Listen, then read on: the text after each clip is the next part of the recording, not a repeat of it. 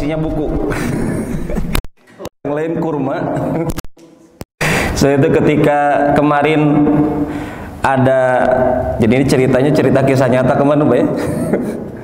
Kajian sejarah, bahwa Pak kalau sejarah yang kita kaji, apalagi ini adalah sejarah manusia terbaik, ya. Kemudian Anda mendapatkan kesempatan untuk berkunjung ke kota suci Madinah, ya, karena kota suci yang kuat dalilnya hanya dua, kota suci Makkah dengan Madinah, ya. Adapun Palestina tidak masuk kategori kota suci, tetapi di dalamnya adalah Masjid Al-Aqsa yang dianjurkan untuk berziarah ke Masjidil Aqsa. Tapi kita dapatkan kalau kita langsung berkunjung ke sana, bahkan kemarin, karena yang akan kita masuki saat ini pembahasan tentang fase Madinah, ya, fase Madinah setelah Nabi Muhammad alaihi salatu wassalam berhijrah meninggalkan kota Makkah. Kemudian kemarin juga kita sebelum libur, ya, kata Pak Jajat liburnya 3 tahun. 3 pertemuan sepertinya, kalau enggak 2, itu kita dapatkan kemarin. Terakhir kita bahas tentang Nabi hijrah ke Madinah, kemudian juga mampir Nabi ke Jabal Nur. Di atas Jabal Nur ada bukan Jabal Nur, ada Gua Tur, ya. Kemudian juga Nabi membangun masjid pertama di Kuba, ya. Dan kemarin juga kita berkesempatan mampir ke Masjid Kuba yang kata Nabi kalau ada di antara kaum muslimin melaksanakan sholat berwudu dari rumahnya atau tempat tinggalnya, bagi kita karena tamu kita berwudu dari hotel kita, tempat tinggal kita, kemudian berangkat ke Masjid Kuba, kemudian mengerjakan sholat, maka mendapatkan pahala ibadah umroh. Sebelum kita umroh sudah ibadah umroh duluan, dapat pahalanya. Kemudian kemarin juga kita mendapatkan keutamaan talbiyahnya di atas kereta api. Jadi kemarin dari kota Madinah ke kota Makkah naik kereta api, perjalanan kurang lebih 2 jam lebih. Kalau naik bis mungkin 7 jam, ya. Bayangkan itu, bagaimana Allah berikan kemudahan untuk kita saat ini dari Madinah ke Mekah naik kereta super kilat, Pak. Yang jarak tempuhnya kalau bis sekitar 7 jam 6 jam, itu dilipat menjadi singkat dengan kereta cepat dan nyaman, Masya Allah, ya. Dan ini adalah merupakan khidmah pelayanan kerajaan Saudi Arabia kepada tamunya Allah Subhanahu wa Ta'ala. Kita pertama kali mampir di Madinah An-Nabawiyah, para jamaah. Kita pertama kali mampir di Madinah An-Nabawiyah disambut dengan taburan bunga mawar. Sampai ada yang komentar dari teman-teman di Islamic Center, Ustadz kayak pengantin semua. Iya, kita Masya Allah dimuliakan karena kita dipahami, diposisikan sebagai tamunya Allah Subhanahu wa Ta'ala, bukan tamu manusia. Kita datang ke Mekah, kita datang ke Madinah adalah untuk menjawab undangan Allah. Makanya kalau para jamaah mendapatkan kesempatan untuk umroh Apalagi ini umroh Ramadan. Kalau bapak-bapak bisa daftar umroh Ramadan, umrotun fi Ramadan kahajjatin ma'i, kata Nabi. Umroh di bulan Ramadan seperti pahala haji. Bukan hanya pahala haji, tetapi pahala haji ditemani Nabi, atau pahala haji bersama Nabi Muhammad sallallahu alaihi wasallam. Jadi kalau sekarang sudah masuk bulan Rajab dan kita ingatkan diri kita, bulan Rajab ini bulan yang sering kita ingatkan adalah bulan dilipat gandakan amalan. Siapa yang ikut kajian niatnya karena Allah, insya Allah Allah catat sebagai kajian yang pahalanya berlipat ganda.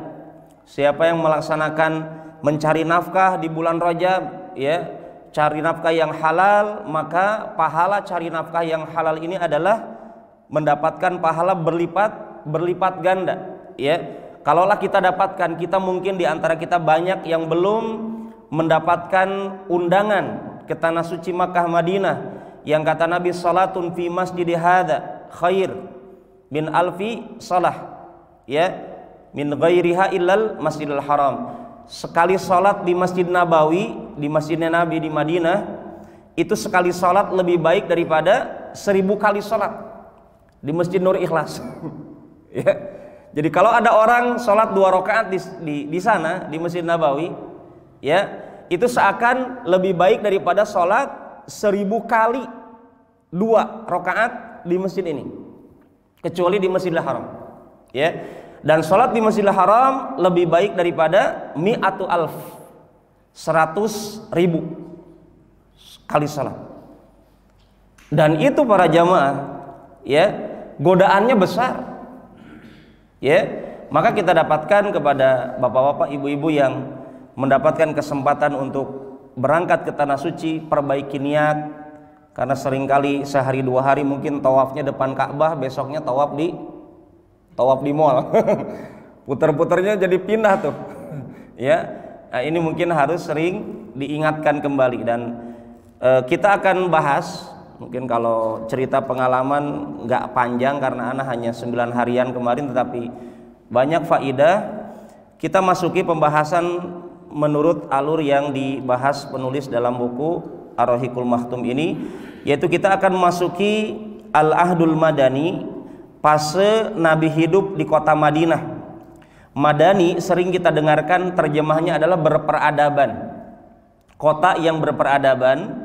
Karena dulu telah kita bahas juga di halaman sebelumnya, dalam kitab Taurat disebutkan bahwasanya kota Madinah dulu dinamakan kota Yathrib, kota sial, ya, kota sial. Tapi dengan datangnya Nabi Muhammad alaihi salatu wasalam, kita dapatkan menjadi kota yang sangat berperadaban, bahkan kota yang sangat bersih, ya, kota yang sangat bersih. Sebagaimana kemarin juga kita dapatkan doanya Nabi alaihi salatu wassalam, bagaimana Madinah itu menjadi at-thayyibah, taubah, dijuluki oleh Allah juga demikian, kota yang thayyib. Apa thayyib? Baik, ya, kota yang memang betul-betul baik. Sampai ketika Abu Bakar dengan Bilal bin Rabah ketika pertama hijrah ke Madinah demam, Nabi sampai mendoakan kota Madinah agar dijadikan kota yang penuh dengan keberkahan, sampai demamnya itu diangkat ke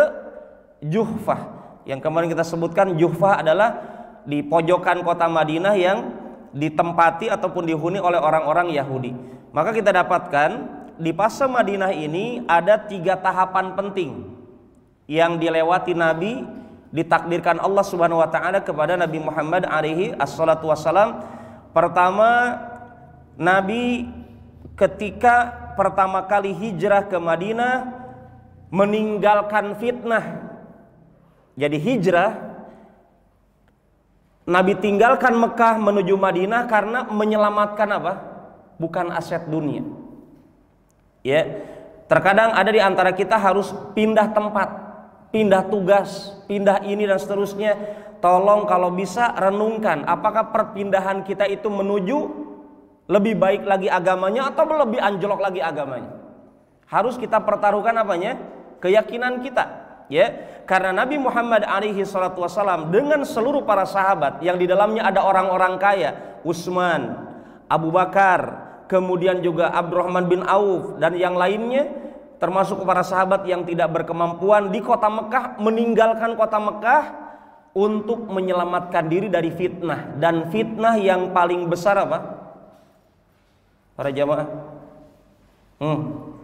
al fitnatu asyadu minal qatl, katanya fitnah lebih kejam dari pembunuhan.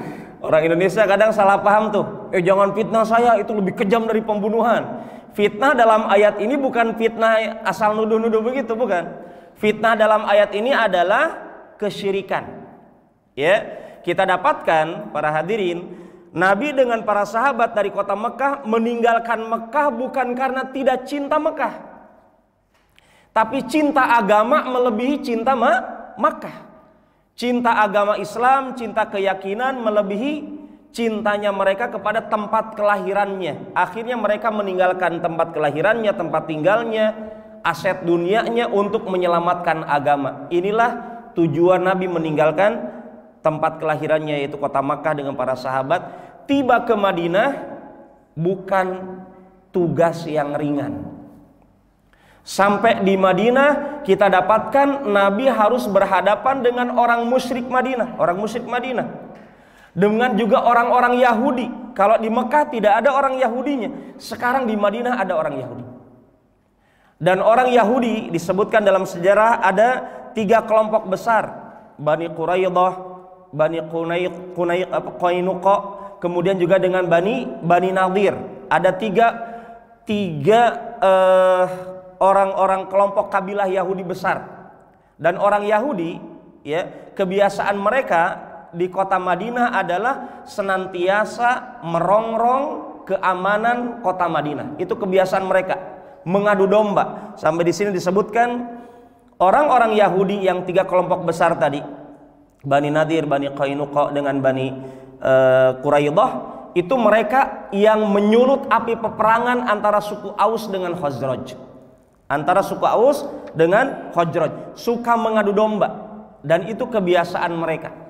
Ada orang-orang musyrik asli penduduk Madinah, bukan orang Yahudi. Di antara mereka kebanyakannya ketika kedatangan Nabi Muhammad SAW ke kota Madinah, mereka tidak langsung menampakkan permusuhan, membiarkan Nabi berdakwah begitu saja. Dan itu merupakan berkah tersendiri dari Allah kepada umat Islam. Berbeda dengan di kota Mekah, dirongrong dakwah, kajian dan seterusnya. Ada beberapa orang musyrik di Madinah membiarkan begitu, antara ragu gitu, ini saya ikut Muhammad atau masih ikut ajaran nenek moyang saya. Jadi banyak yang muncul keraguan, walaupun di kemudian harinya mereka masuk Islam. Ya, walaupun di kemudian harinya mereka masuk Islam, dan itu dimanfaatkan betul oleh Nabi Muhammad SAW. Maka ketika tiba di Madinah, Nabi tancapkan pondasi untuk membentuk komunitas kaum muslimin. Percontohan, maka dikatakan kota Madinah kota berperadaban. Siapa yang pertama kali mempelopori peradaban di kota Madinah? Yaitu Rasulullah SAW. Karena orang-orang Yahudi di kota Madinah sebelum Nabi datang, mereka biasa menerapkan konsep riba, rentenir. Jadi orang-orang asli Madinah itu dicekik ekonominya oleh orang-orang Yahudi. Orang Yahudi mereka pendatang ke kota Madinah. Ya, orang Yahudi mereka pendatang ke kota Madinah, tapi dengan cara rentenir yang mereka terapkan, meminjamkan uang kemudian mengembalikannya harus besar. Tiba-tiba penduduk Madinah yang meminjam uang dari orang Yahudi kesulitan, berat karena bunganya besar. Akhirnya mau tidak mau mereka harus menyerahkan aset tanahnya. Akhirnya orang-orang Yahudi di Madinah banyak asetnya karena sebab konsep riba. Ketika Nabi Muhammad SAW sampai ke kota Madinah memerangi riba, otomatis dengan sendirinya orang Yahudi menjadi musuh Nabi, karena konsep ekonomi mereka berseberangan, bahkan berlawanan jelas antara konsep Nabi dengan konsep mereka. Ya, selain juga orang-orang Yahudi Madinah ketika mereka sudah mengetahui, bahkan di sini disebutkan ada salah seorang Yahudi Madinah yang bernama Abdullah ibn Salam, dalam hadis riwayat Imam Bukhari, ketika keislamannya di kota Madinah, ya, ketika keislamannya di kota Madinah, belum diketahui oleh orang-orang Yahudi. Akhirnya diberikan kesempatan kepada Nabi, ya Rasulullah, sebagaimana engkau tahu orang Yahudi itu pembohong. Ya Rasulullah, kata Abdullah bin Salam setelah masuk Islam, engkau tahu orang Yahudi itu sudah mengenal tanda kenabianmu dalam Taurat dan Injil. Kata Abdullah bin Salam, ya Rasul, saya akan bersembunyi. Jadi ini trik ya untuk membuktikan bagaimana orang Yahudi itu sebenarnya tahu itu Nabi di hadapan mereka. Yang hijrah dari Mekah ke Madinah itu Nabi yang mereka tunggu-tunggu. Kata Abdullah bin Salam, saya akan bersembunyi, engkau cukup bertanya kepada orang-orang Yahudi tentang diri aku. Kemudian Nabi menjumpai orang-orang Yahudi. Abdullah bin Salam bersembunyi di balik bilik, mendengarkan dialog mereka dengan Nabi. Kata Nabi, ayyu rajulin fikum Abdullah bin Salam. Wahai orang-orang Yahudi, menurut kalian bagaimana pendapat kalian tentang Abdullah bin Salam? Abdullah bin Salam itu adalah tokoh terkenal Yahudi. Orang Yahudi karena waktu itu belum tahu Abdullah bin Salam masuk Islam. Apa kata mereka? Mereka katakan, a'lamuna wa ibnu a'lamin. Itu yang kami tahu, Abdullah bin Salam itu orang yang paling berilmu, paling pintar, paling paham agama kami. Bahkan anak dari orang tua yang juga pintar dalam masalah agama kami. Wa akhyaruna wa ibnu akhyarina. Dia adalah orang Yahudi terbaik di antara kami dan anak dari orang tua yang terbaik. Artinya nasabnya orang-orang keluarga terpandang dalam agama kami. Ya, dalam agama Yahudi. Sayyiduna wa ibnu sayyidina, dia adalah penghulu kami, tuan kami dan anak dari tuan kami. Kemudian Rasulullah SAW mengatakan, afara'aitum in aslama Abdullah bin Salam. Bagaimana pendapat kalian seandainya detik ini kalian dapatkan informasi Abdullah bin Salam yang kalian eluk-elukan, yang kalian banggakan itu sudah masuk Islam? Apa kata mereka? Na'udzubillah min dalik. Bayangkan ada orang masuk Islam dikatakan, na'udzubillah, jangan. Saya berlindung kepada Allah, gitu ya. Ini kalimat apa? Kalimat benar ditempatkan di tempat yang salah, gitu kan. Masa orang masuk Islam malah dilarang? Ya. Orang-orang Yahudi meminta perlindungan kepada Allah, ya Allah, lindungi Abdullah bin Salam jangan masuk Islam.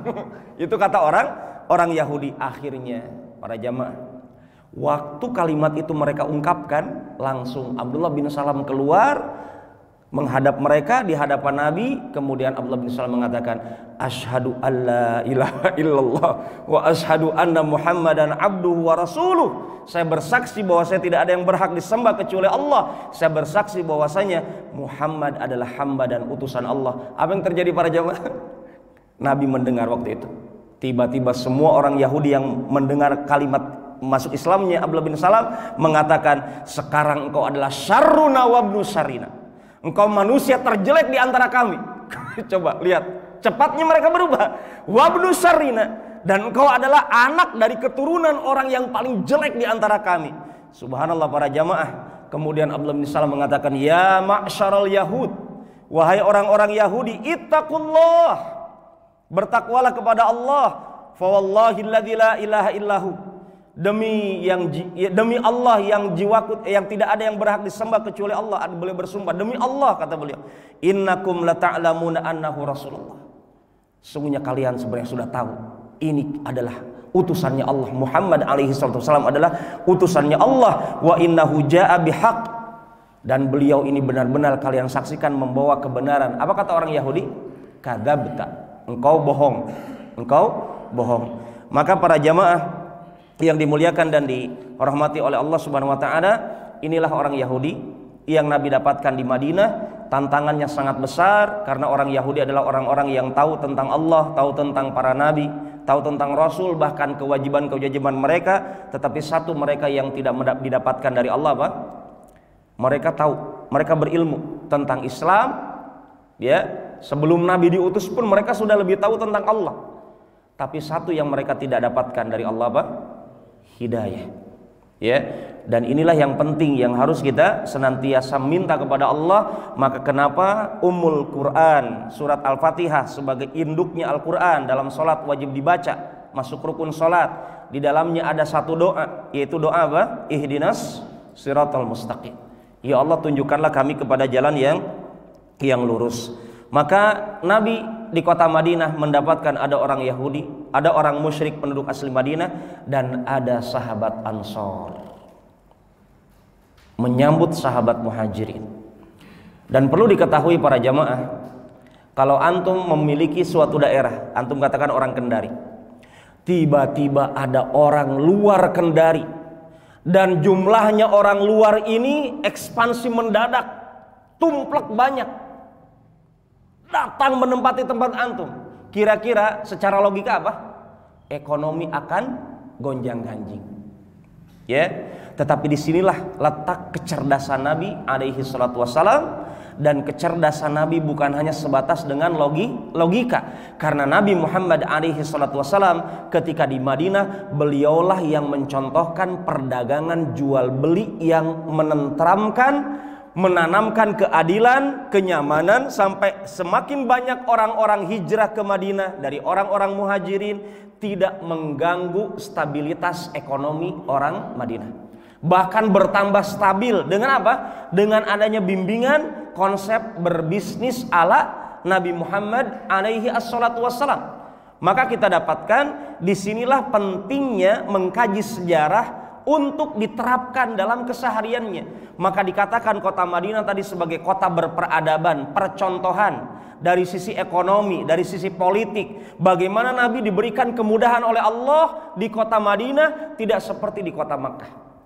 Sedikit oleh-oleh kami tambahkan kemarin, bukan oleh-oleh kurma atau air zam-zam, mohon maaf. Ketika berkunjung ke museum sejarah Nabi, itu kan kita dapatkan ada miniatur negeri kota Madinah di zaman Nabi. Kemudian kita ditunjukkan ini rumahnya Abu Bakar As-Siddiq, ini rumahnya, ini dan seterusnya. Dikasih nyala sedikit, kita dijelaskan ada pemandunya gitu kan. Sampai beliau katakan, dari penjelasan yang saya ingat kemarin itu, miniatur kota Madinah di zaman Nabi dari ujung sampai ujung, kalau antum ingin tahu, saat ini kata beliau adalah ukuran Masjid Nabawi dengan halamannya, itu adalah tempat kota Madinah, ukuran kota Madinah di zaman Nabi alaihi salatu wassalam. Jadi ketika di zaman Nabi kota Madinah itu kecil, ya. Sebagaimana di zaman Nabi juga kota Makkah itu kecil. Kuburan Baqi yang dekat dengan Masjid Nabawi juga kecil. Tapi sekarang kita dapatkan kuburan Baqi, itu kalau antum dapatkan informasi juga, di kuburan Baqi itu kan sekitar 10.000 sahabat Nabi. Ya, 10.000 sahabat Nabi, ada istri Nabi, ada juga para ulama seperti Imam Malik Ibn Anas yang tidak pernah keluar dari kota Madinah sampai meninggal. Ya, kita dapatkan beliau juga dikubur di sana. Mayoritas istri-istrinya Nabi, istri para sahabat juga di sana. Ada kisah unik kemarin para jamaah. Jadi kita mendapatkan kesempatan waktu itu, kalau saya ingat ada masih hari Rabu. Ya, hari Rabu ba'da asar. Ya, setelah sholat biasanya ada pelaksanaan sholat jenazah. Hampir rutin, walaupun terkadang ada sekali dua kali tidak ada, tapi hampir rutin setelah sholat 5 waktu ada pengumuman untuk melaksanakan sholat jenazah. Setelah sholat jenazah di hari Rabu, kita berkesempatan, saya sempatkan untuk ikut mengiringi jenazah, dan itu pahalanya besar para hadirin. Ya, kepada para jamaah yang mungkin jarang mensolatkan jenazah, ya, mensolatkan jenazah pahalanya seperti sebesar gunung. Bahkan lebih daripada gunung Uhud. Kemarin di Madinah gunung Uhud antum dapatkan, antum saksikan. Kita lihat gunung Uhud para hadirin, tingginya 350 meter, panjangnya 7 kilo. Itu kalau orang melaksanakan sholat jenazah, pahalanya seperti lebih baik daripada pahala sebesar gunung Uhud itu. Kemudian mengiringi jenazah ke kuburan juga demikian. Ya, ketika kita mengiringi jenazah, subhanallah waktu itu ada 3 jenazah. Saya tidak paham awalnya. Yang 2 laki-laki, yang 1 perempuan. Di antara adab yang mungkin kurang kita ketahui atau bagaimana, yang itu adab telah ada sebelum Islam ada. Apa itu? Adab orang Arab, kalau jenazahnya perempuan itu laki-laki yang mengerumuni kuburannya hanya kerabatnya saja. Makanya kami dapatkan kemarin, saya ikut di situ. Saya waktu itu kalau kemarin tuh pakai sorban hitam putih, ya. Orang Arab biasa sorbannya merah putih, yang kotak-kotak. Itu yang kuburan yang perempuan, saya saksikan kenapa itu kuburan orang-orang yang berkerumun hanya yang bersorban merah putih, hanya orang-orang Arab. Anak ikut ke situ satu orang, hanya saya sendiri yang hitam. Dan wajahnya kelihatan sendiri beda, wajah Indonesia. Apa yang terjadi? Anak kira itu kita kan hanya ingin ambil faidah kemudian sunni kan. Tiba-tiba ada bapak-bapak belakang anak mengatakan ya haj haram, aib katanya kan. Wahai haji ini haram, ini aib. Saya apa ini? Saya cari alasannya apa gitu. Sambil saya mundur, ya. Sambil saya mundur, saya pikir-pikir, oh mungkin itu adalah yang dikubur adalah seorang akhwat. Maka yang mengerumuni jenazah tersebut hanya kerabatnya saja. Tidak ada laki-laki lain, mau orang Pakistan, Bangladesh, orang mana, tidak ada. Tetapi untuk kuburan yang lainnya, yang dua yang kita saksikan itu campur. Bahkan kita termasuk yang membantu menutupi jenazah kuburan yang dua tempat itu kita dapatkan, ada ilmu yang kita dapatkan yang mungkin kalau bapak-bapak ke Ponggolaka mau laki-laki mau perempuan kita semuanya yang ini kan gitu kan. Nah, ini adalah diantara adab ya dalam mengurus jenazah. Kemudian yang selanjutnya sepertinya akan masuk waktu Isya, kita dapatkan juga orang-orang Madinah ketika mendapatkan Nabi Muhammad alaihi salatu wasallam tiba ke kota Madinah, maka orang-orang suku Aus dengan Khazraj, ini yang pernah kita bahas di pertemuan sebelumnya, mereka sudah biasa tawuran, ya, berperang. Dan sebelum Nabi hijrah ke Madinah, mereka sudah sepakat untuk menunjuk satu orang yang telah kita bahas di pertemuan sebelumnya. Siapa? Ada yang ingat? Siapa yang akan dinobatkan menjadi orang nomor 1 di Madinah sebelum Nabi hijrah? Ada yang tahu? Ini alasan saya mau minum. Ada yang tahu tidak? Antum tidak jawab. Siapa orang yang akan dinobatkan menjadi orang nomor 1 di Madinah tetapi batal dengan hadirnya Nabi?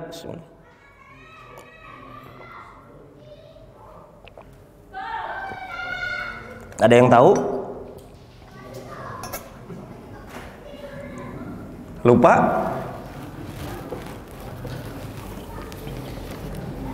Yang bisa jawab ada hadiah air zam-zam.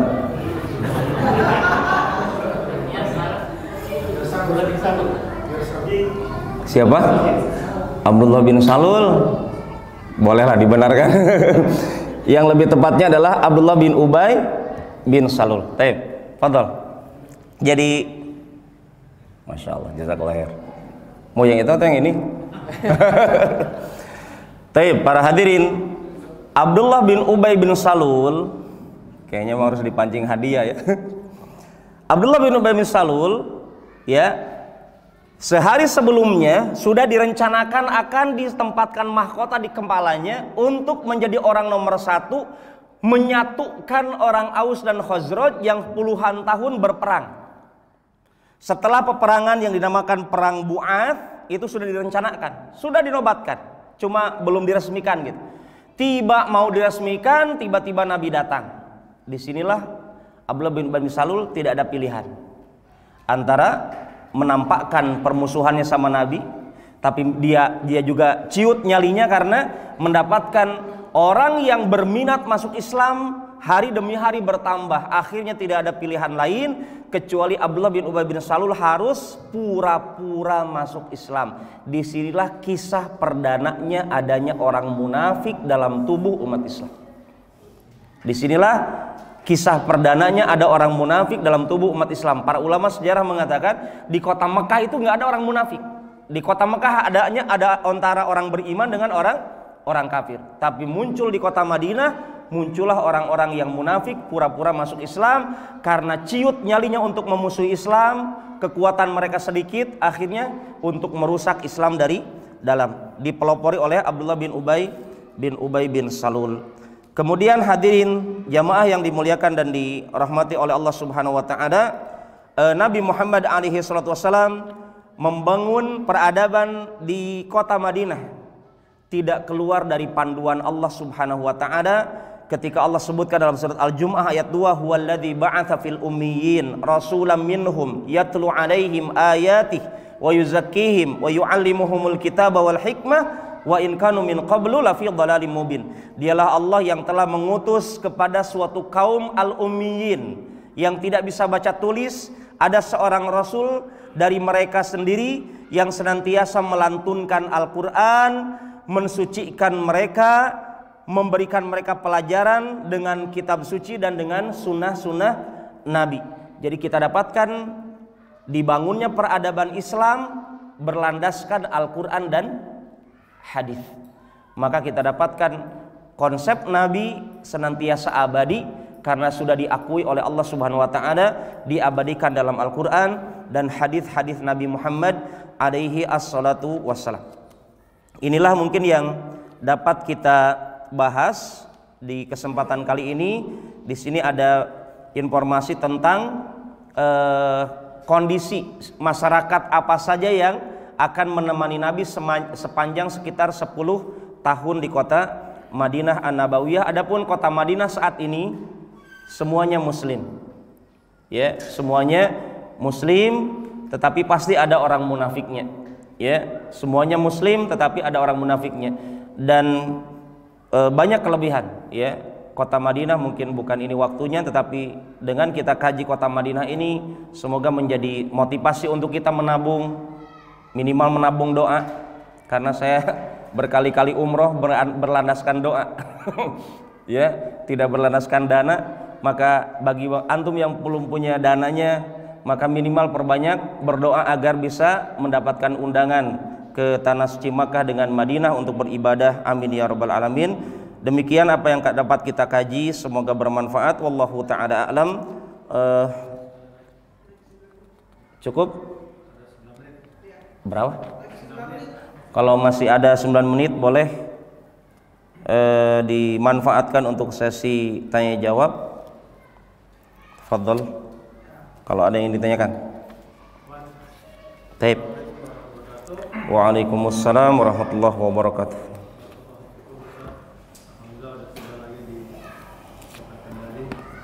Ini yang saudara untuk kajian di kelas. Puan mau tanya bagaimana sepeninggalnya Nabi hijrah dari kota Mekah menuju kota Madinah. Siapakah yang menjaga kota Mekah? Apakah memang waktu itu Mekah dalam kondisi kosong, tidak ada sama sekali sahabat Nabi yang menjaga, atau memang benar-benar kosong sepeninggalnya Nabi hijrah ke kota Madinah? Mohon arahan. Bismillah wassalatu wassalamu ala Rasulillah wa ala alihi wa ashabihi wa mawalah, amma ba'd. Para hadirin, seperti yang kita sampaikan di awal bahwa kota Makkah ditinggalkan karena menyelamatkan diri, menyelamatkan agama dari fitnah, yaitu dari kesyirikan. Ya, seperti yang kita ketahui di sekitaran Ka'bah saat itu ada 360 patung. Kemudian Nabi hijrah dengan para sahabat. Perlu diingat bahwa hijrahnya Nabi dengan para sahabat sembunyi-sembunyi. Dan kalau hijrahnya sembunyi-sembunyi, dipastikan tidak sekali berangkat. Ya, bisa dipahami seperti ini nih. Kita misalkan nih semuanya segini, mau hijrah misalkan. Tapi di luar itu nggak aman. Nggak mungkin rombongan begini, pasti ketahuan tuh. Gampang ditangkapnya seterusnya. Maka bergiliran. Maka ketika Nabi sampai ke kota Madinah, baru nanti ada sahabat-sahabat Nabi yang menyusul. Ya, seperti Ali bin Abi Thalib kan ditinggalkan tuh di kota Makkah. Tetapi untuk hal yang ditanyakan tadi, siapa yang menjaga kota Ka'bah, Masjidil Haram? Masjidil Haram saat itu masih di tangan orang-orang kafir Quraisy. Ya, masih di tangan orang-orang kafir Quraisy yang di dalamnya ada Abu Sufyan, yang di dalamnya Abu Lahab, Abu Jahal, dan abu-abu yang lainnya. Ya, kita dapatkan adalah masih dikuasai kepemimpinan kota Makkah Al-Mukarramah di tangan orang-orang Quraisy. Makanya di antara hikmah kenapa Allah perintahkan Nabi hijrah dari Makkah ke Madinah, karena di Makkah Nabi tidak bisa memimpin negara, ya. Tetapi di Madinah dengan izin Allah, dengan kemudahan dari Allah Subhanahu wa taala, orang-orang Madinah yang memusuhi Nabi ada seperti Yahudi, tapi ciut nyalinya. Ya, melihat bagaimana perkembangan dakwah umat Islam di kota Madinah. Akhirnya ketika Nabi hijrah ke Madinah, satu demi satu para sahabat ada yang nyusul, sembunyi-sembunyi juga, tapi juga ada yang tertangkap. Bahkan nanti dalam perang Badar akan kita dapatkan, dalam perang Badar akan ada sahabat Nabi yang belum bisa hijrah dari Mekah ke Madinah, diikut sertakan, dipaksa, dijadikan pasukan terdepan orang kafir Quraisy.